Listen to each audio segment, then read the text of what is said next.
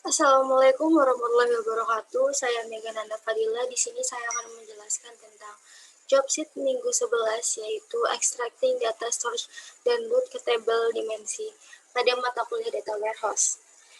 Jadi, pada praktik pertama yaitu 11.1 adalah ekstrak data dari OLEDB. Jadi langkah pertama adalah silakan membuat project SSIS baru pada SSDT dengan nama extract OLEDB. Lalu pada package window pilih data flow, kemudian klik tautan no data flow text have been added to this package. Klik here to add new data flow text. Nah, jadi di sini saya sudah membuat SSIS baru namanya extract OLEDB. Jadi caranya yaitu kita klik file, lalu kita pilih new, lalu kita pilih project. Nah, di sini kita pilih integration service dan di sini kita beri nama extract OLEDB. Lalu lokasinya itu terserah kalian mau pilih di mana. Lalu kita klik OK. Nah, setelah itu kita ke data flow. Nah, di data flow ini kita klik now data flow text have been added to this package ini. Lalu setelah itu di control flow, nanti otomatis akan muncul data flow text yang sudah kita klik di data flow. Nah, selanjutnya itu pada langkah kedua, yaitu selanjutnya kita klik Search Assistant pada SSIS Toolbox bagian kiri window, kemudian drag ke jendela data flow. Pada jendela Search Assistant pilih SQL Server sebagai source. Jadi di sini kita ke data flow, lalu kita pilih Search Assistant di SSIS Toolbox, kita drag and drop. Lalu di sini kita pilih SQL Server dan di sini kita pilih New, kita klik 2 kali.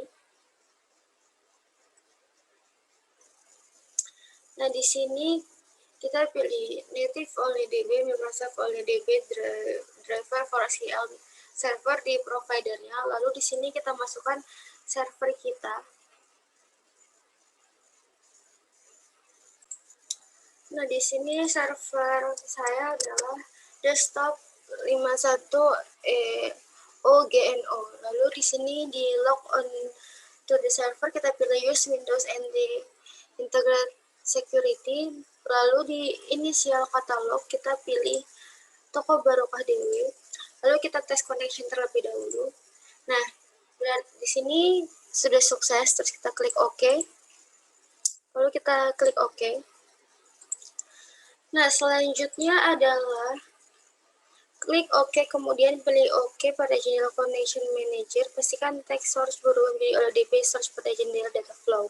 Selanjutnya, untuk mengkonfigurasi OLEDB source, klik 2 kali pada text OLEDB yang ada pada data flow pada bagian Connection Manager.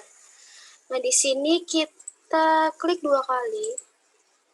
Lalu setelah itu di sini kita pilih desktop. Di sini kita pilih Toko Barokah Dewi, lalu di sini kita pilih SQL command, lalu selanjutnya di SQL command test ini kita ketik select top 5 from DBO dim karyawan. Di sini saya copy aja.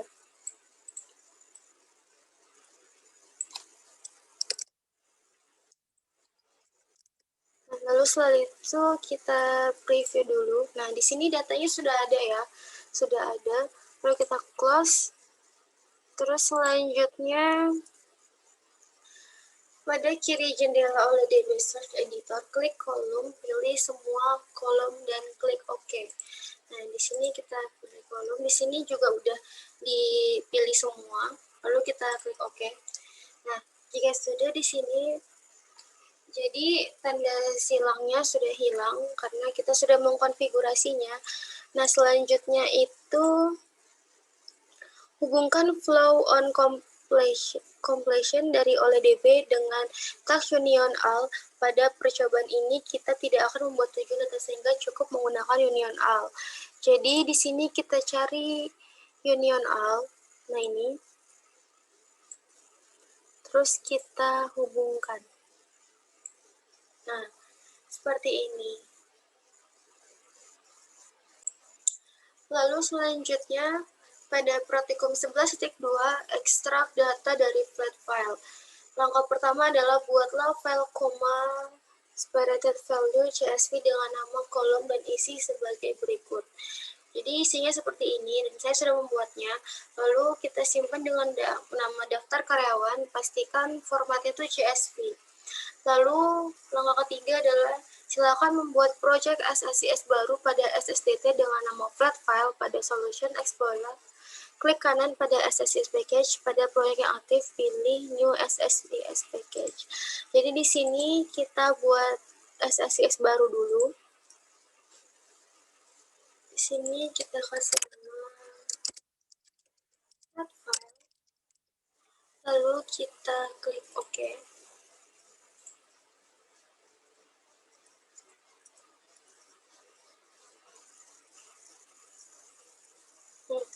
Di sini sudah, lalu di sini di SSIS package kita klik New SSIS package.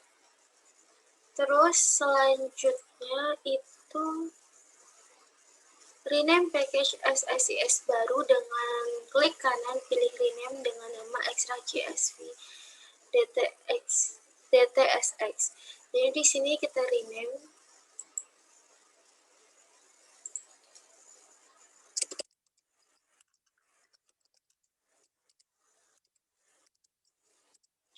Lalu selanjutnya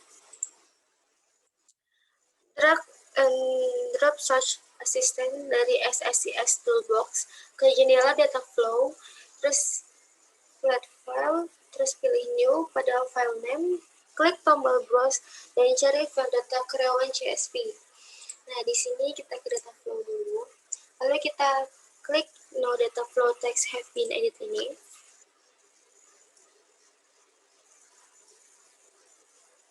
Terus selanjutnya kita pilih search assistant. Di sini kita pilih search assistant. Kita drag and drop di data flow. Lalu di sini pada jendela search assistant ini kita pilih flat file. Lalu kita klik new 2 kali. Nah, lalu selanjutnya di file name ini kita cari file daftar karyawan CSV yang sudah kita buat tadi. Nah, di sini punya saya taruh di minggu 11.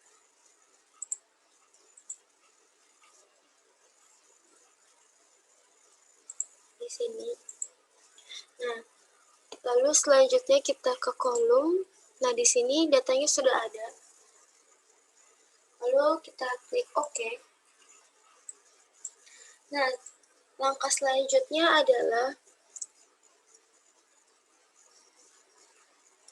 pada jendela data flow double klik pada flat file search kolom dan pastikan mapping kolom dijadikan dengan benar. Nah, kita klik 2 kali dulu. Terus kita lihat kolom dan ini sudah sesuai. Terus kita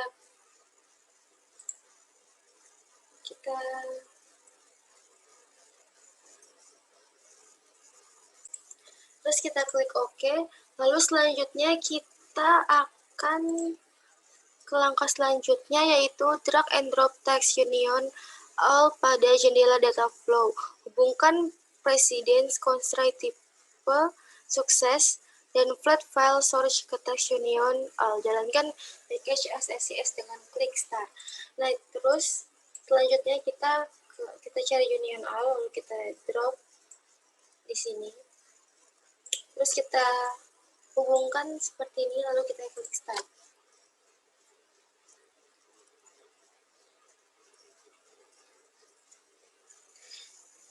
Nah, jika sudah berhasil akan jadi seperti ini. Lalu kita ke praktikum selanjutnya, yaitu pada 11.13 adalah load data ke raw file. Jadi, langkah pertama adalah buka package SSIS yang Anda gunakan untuk membuat data source dari flat file CSV sebelumnya.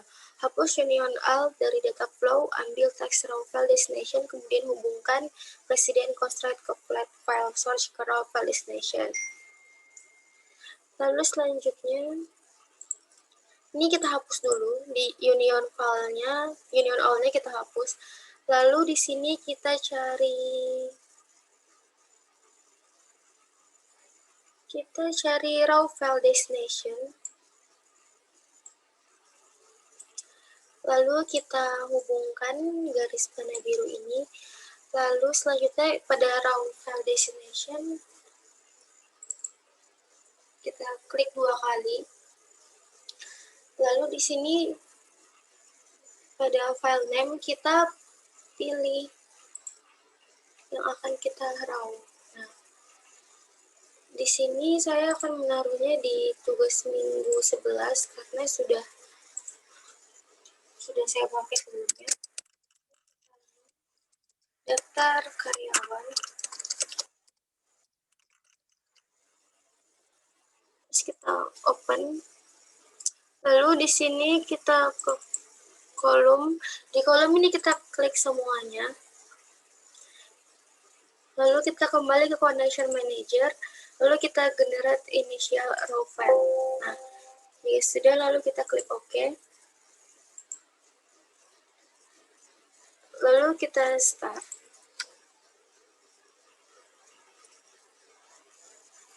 Nah, jika berhasil akan muncul seperti ini, ada centang hijaunya. Lalu, setelah itu, cek apakah raw file berhasil dibuat. Selanjutnya, coba buka raw file, perhatikan apa yang terjadi. Nah, jadi kita ke tugas minggu 11. Nah, di sini sudah muncul file raw yang kita buat tadi. Lalu kita buka. Nah, di sini hasilnya seperti ini ya, tidak bisa terbuka. Lalu pada tugas latihan kedua adalah tambahkan penjelasan di video dari hasil pembuatan raw file. Berikan penjelasan perbedaan format. Jadi perbedaan dari format file XLS, CSV, dan RAW adalah, nah, XLS sendiri adalah format Microsoft Excel yang jauh lebih ekspresif dari CSV yang mungkin grafik, formula, dan sejenisnya disimpan dan merupakan file binar. Jadi, XLS ini adalah file binar buku kerja Microsoft Excel yang menyimpan informasi tentang semua lembar kerja dalam buku kerja, yang terdiri dari konten dan performatan, dan dapat juga menyimpan tambahan seperti bagan, gambar, dan lain-lain. File XLS hanya dapat dibaca oleh aplikasi yang telah ditulis khusus untuk membaca formatnya dan hanya dapat ditulis dengan cara yang sama. Lalu, sedangkan CSV sendiri adalah file teks, file nilai yang disimpan koma, seringkali disandi ASCII atau UTF-8. Jadi file-file ini menyimpan teks biasanya sebagai serangkaian nilai atau sel yang dipisahkan oleh koma dalam serangkaian baris. Jadi sebenarnya kita dapat membuka file CSV dalam editor teks dan membacanya sendiri. Lalu format RAW adalah format dalam bentuk gambar. Jadi sekian penjelasan dari saya, kurang lebihnya mohon maaf. Assalamualaikum warahmatullahi wabarakatuh.